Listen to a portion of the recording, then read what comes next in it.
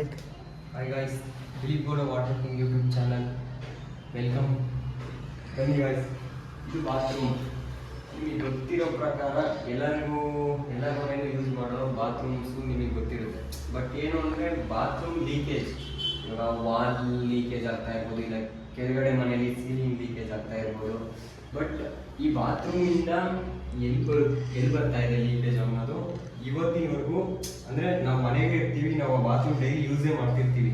But ಹೇಗೆ ಬರ್ತಾ ಇದೆ ಅನ್ನೋದು ಅವ್ರಿಗೆ ತಿಳ್ಕೊಳ್ಳೋಕ್ಕೆ ಆಗಲ್ಲ.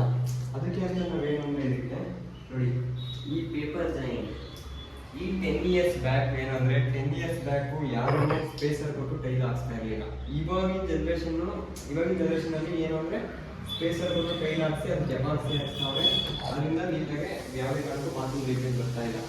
ಇದು ಬಂದ್ಬಿಟ್ಟು 10 years ಬ್ಯಾಕ್ ಮಾಡಿರೋದ್ರಿಂದ ಇದು ಸ್ಪೇಸರ್ ಏನಂದರೆ ಇದು ಸ್ಪೇಸರ್ನ ನಾವೇ ಸ್ಪೇಸರ್ ಥರ ಕಟಿಂಗ್ ಮಿಷಿನಲ್ಲಿ ಓಪನ್ ಮಾಡಿಬಿಟ್ಟು ನೆಕ್ಸ್ಟ್ ಇದಕ್ಕೆ ಫುಲ್ಲು ಇದರಲ್ಲಿರೋ ನೀರೆಲ್ಲ ಬ್ಲೋಯಿಂಗ್ ಅಲ್ಲಿ ಎಲ್ಲ ಡ್ರೈ ಮಾಡಿಬಿಟ್ಟು ಇದಕ್ಕೆ ಈ ಜಾಯಿಂಟ್ಗೆ ನಮ್ಮ ಟೈಲು ಯಾವುದೇ ಕಾರಣಕ್ಕೂ ಯಾವುದೇ ಇವಾಗ ನಾವು ಒಡೆದು ಮಾಡೋದ್ರಿಂದ ಏನಾದರೂ 45,000 to 50,000 ಖರ್ಚು ಬರುತ್ತೆ ಟೈಲ್ಸು ಮಟ್ಟಿ ಎಲ್ಲ ಎತ್ತಿ ಮಾಡೋದ್ರಿಂದ.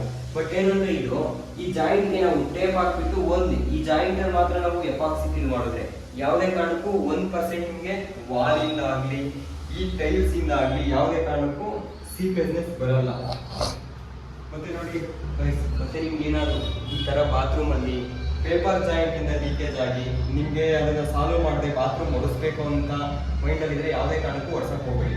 ನಮ್ಮ ಯೂಟ್ಯೂಬ್ ಚಾನಲಲ್ಲಿ ವಿಡಿಯೋ ಅಪ್ಲೋಡ್ ಮಾಡಿರ್ತೀನಿ, ಹಾಗೆ ನನ್ನ ಕಾಂಟ್ಯಾಕ್ಟ್ ನಂಬರ್ ಆಗಿರ್ತೀನಿ. ಹಾಗೆ ಫಾಲೋ ಮಾಡಿ, ಹಾಗೆ ನಮ್ಮ ವಿಡಿಯೋ ಇಷ್ಟ ಆದರೆ ಲೈಕ್ ಮಾಡಿ, ಹಾಗೆ ಸಬ್ಸ್ಕ್ರೈಬ್ ಮಾಡಿ, ಹಾಗೆ ಹೆಚ್ಚಿನ ವಿಡಿಯೋಗಳಿಗಾಗಿ